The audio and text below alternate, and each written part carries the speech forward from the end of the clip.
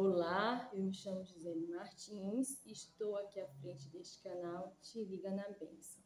Eu quero agradecer desde já a você que já é o meu inscrito e para você que está passando o olho aqui nesse vídeo, né? Tô dando uma espiadinha aí, mas ainda não é inscrito, então te inscreve, ativa os sininhos para as notificações, compartilha, deixa um comentário, deixa o teu like ou o teu dislike, porque é muito importante. Importante mesmo, de verdade, é você interagir comigo, tá certo? Gente, o tema do vídeo de hoje é Fale a Verdade. Como você já leu aí, né? Fale a verdade. Tem muitas pessoas que têm dificuldade de falar a verdade. Eu, no início da minha fé, eu também tinha. Eu tinha dificuldade de falar a verdade. Foi algo que Deus precisou me converter a partir, gente, do momento que eu tive a consciência de que a verdade, ela faz parte de uma vida de santidade. Tem gente que pensa que santidade é não usar um batom, é não usar um brinco, é não cortar a ponta do cabelo, é isso e aquilo, não tem nada a ver. A santidade, ela tá muito ligada, posso dizer assim, às tuas atitudes no teu dia a dia, no dia a dia corriqueiro da gente. Pois é, mas eu vou já chegar aí, bora aqui. Efésios 4:25 diz assim: pelo que deixar a mentira e falar a verdade, cada um com seu próximo, porque somos membros uns dos outros. Eu botei aqui na observação: a verdade faz parte da santidade cristã. Se você é cristão, ou pelo menos se você teme a Deus, você se preocupa em agradar a Deus de alguma forma, então comece a praticar a verdade sempre, falar a verdade. Tem gente que não mente, realmente, tem gente que não tem esse desvio de caráter, não tem essa dificuldade na vida. Mas tem outras pessoas que têm. Tem pessoas que quando elas são colocadas diante de uma situação, elas mentem. Não é verdade? Mentem para se safar, mente para ser safo em alguma história, ou simplesmente nem conta a história como levanta até um falso testemunho, é uma mentira, né? Então, gente, falar a verdade é uma coisa muito importante. A gente está falando a verdade sempre com o nosso próximo, agindo de verdade com o nosso próximo, porque é conselho do Senhor para a vida, porque somos membros uns dos outros. Então, quando uma pessoa mente e ela prejudica outra pessoa, isso é chato. E quando a pessoa mente por prática, tem gente que tem a mentira como uma prática, né? Um hábito. A mente já está cauterizada, ela erra e ela não tem coragem de se aproximar daquela pessoa por quem ela prejudicou com a mentira dela e pedir desculpa. Já aconteceu comigo isso. No sentido, os dois exemplos que eu vou contar aqui para você. Vamos lá, vamos pro primeiro. Não está com muito tempo assim. Chegou aqui nos meus ouvidos. Eu digo chegou aqui porque nessa época eu estava doente de Covid, eu não podia nem sair de casa, porque quem estava com Covid tinha que ficar confinado, né? Tinha que ficar trancado em casa se recuperando, não podia estar saindo. Então eu fiquei um tempo sem poder sair. Então, eu sabia de uma história, eu e uma pessoa, éramos dois, era eu e uma pessoa que sabemos de uma história. E a terceira pessoa, que era, tipo assim, o dono da história, disse que não queria que essa situação vazasse, né? Não queria que ninguém soubesse. E de mim mesmo eu não ia contar. Só que o irmão lá abriu o bico e contou. Vazou a história. E chegou nos ouvidos daquela pessoa que disse que não queria. E ele foi chamado para ser questionado. Na hora que ele foi chamado, digamos assim, para a hora da verdade, ele simplesmente se calou, ele mentiu. A pessoa perguntou para ele: foi você que contou? E ele disse: não. Como só sabia essa história eu e ele, a partir do momento que ele, mesmo que ele não pronunciou meu nome, mas a partir do momento em que ele diz, não fui eu, é óbvio que ele joga batata quente no meu colo. Então só pode ter sido ela. Só pode ter sido a irmã Gisa. Só que a história chegou aqui nos meus ouvidos e Eu fiquei muito aborrecida. Eu fiquei muito chateada. Porque se tem uma coisa que eu não gosto, não sei você aí do outro lado, mas se tem uma coisa que eu não gosto nessa vida é de ser acusada de uma coisa que eu não fiz. Se eu fiz, mesmo com vergonha, eu assumo, minha irmã, me desculpa, fulana, fulano, eu errei contigo, me desculpa, me perdoa, dependendo da gravidade do assunto. Mas quando eu sou acusada de uma coisa que eu não fiz, praticamente, né? Porque todo mundo ficou pensando, ninguém disse assim, foi tu, mas todo mundo pensou, só pode ter sido ela. Então ficou uma situação, tipo assim, chata e constrangedora. E eu aqui em casa onde eu tava, eu fiquei pensando assim, rapaz, por que que o irmão não assumiu que foi ele? Só pode ter sido ele. Aquilo me incomodou. Eu disse, eu vou ter que... Eu não deveria. Eu deveria deixar as pessoas pensar o que quisessem. Mas tem coisa, gente, que a gente não pode deixar barato. A gente não pode deixar... Ah, deixa que o tempo Deus vai mostrar. Não, se você se sentir incomodado com a mentira de alguém, você precisa sim se mascarar um mentiroso. Até para que ele não venha fazer de novo. Então, ele disse, foi chamado lá, ele disse que não foi. Aí chegou aqui nos meus ouvidos essa história e quem me contou praticamente não queria dizer, mas estava acreditando nele, né? Eu disse, não, mas eu vou provar que ele está mentindo.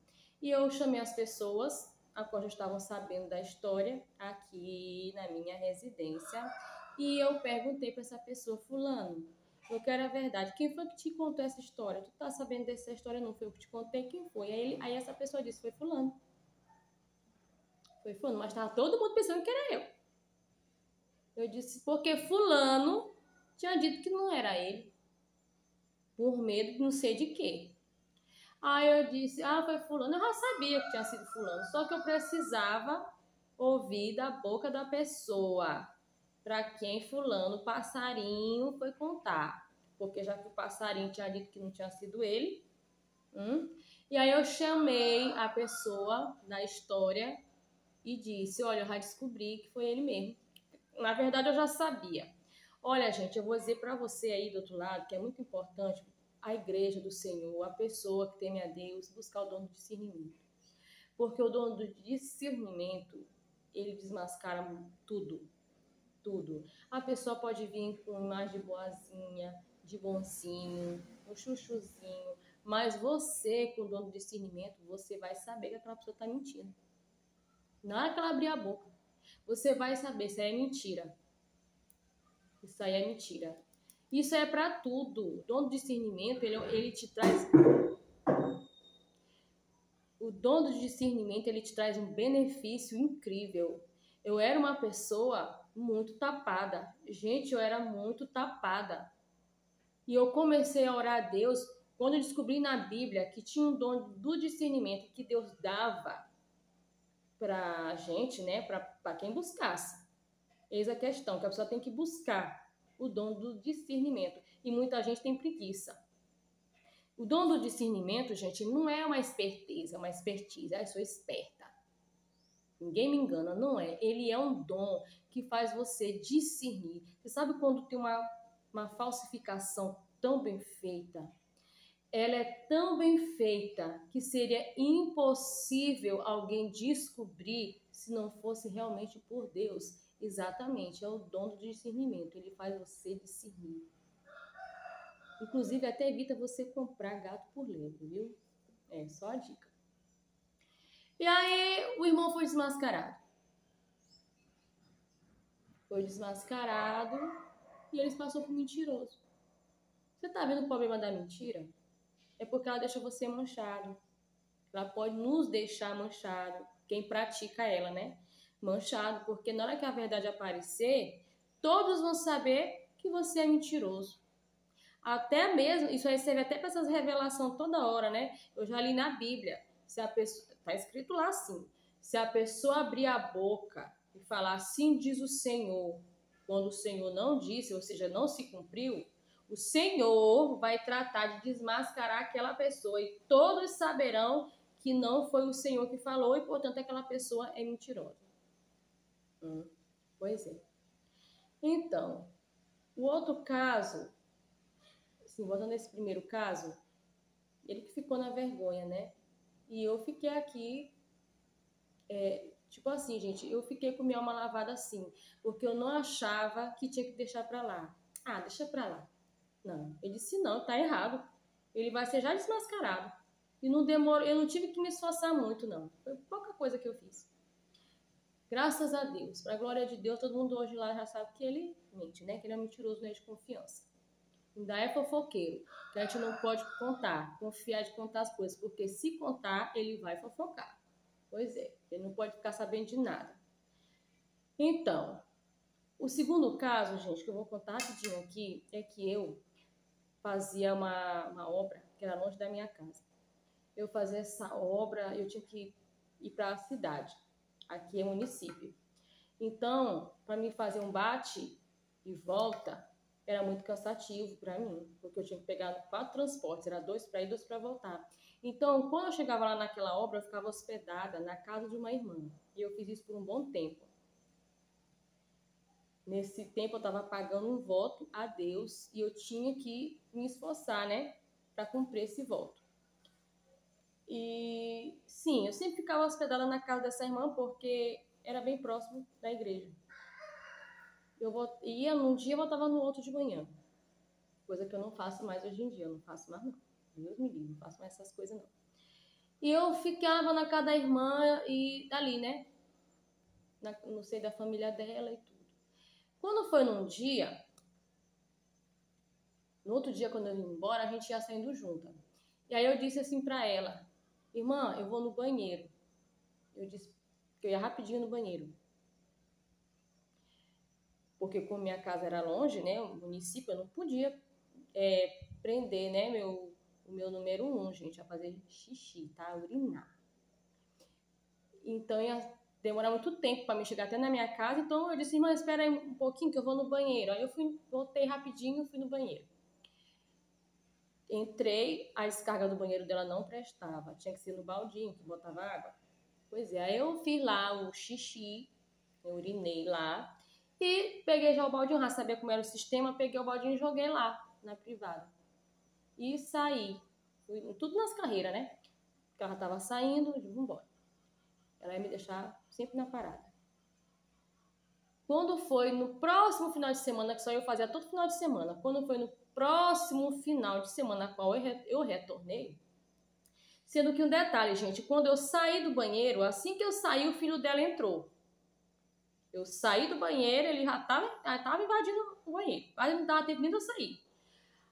Também tudo certo, aí eu vim embora. Quando foi no outro final de semana a qual eu retornei, eu cheguei, não demorou nada, a irmã, nem bem cheguei, a irmã já foi me chamando a atenção. E olha, gente, tem uma coisa que eu detesto, é ser chamada a atenção. Eu faço minhas coisas tudo certinha pra mim não ser chamada a atenção. Eu não gosto, eu não sou criança pra mim estar sendo chamada a atenção. E ela me chamou a atenção desta seguinte forma. Ela disse, irmã, a próxima vez que tu usar o meu vaso, tu dá descarga. Aí eu olhei pra ela e disse, eu usei o seu vaso e eu dei a descarga. Ela disse, tu não deu não. Eu disse, eu dei sim, senhora. Só que, gente, para não começar ali uma discussão, até porque eu estava na casa dos outros, né? Tem um ditado que a minha mãe sempre diz assim, a minha mãe, que ainda é viva, graças a Deus, ela diz assim, gente, na casa da gente a gente é rainha, na casa dos outros a gente é galinha. É verdade mesmo. É por isso que eu não gosto de casa alheia, não gosto de me hospedar em casa dos outros, porque geralmente quando acontece uma coisa em casa dos outros, nunca é o deles, é sempre o que está hospedado, geralmente.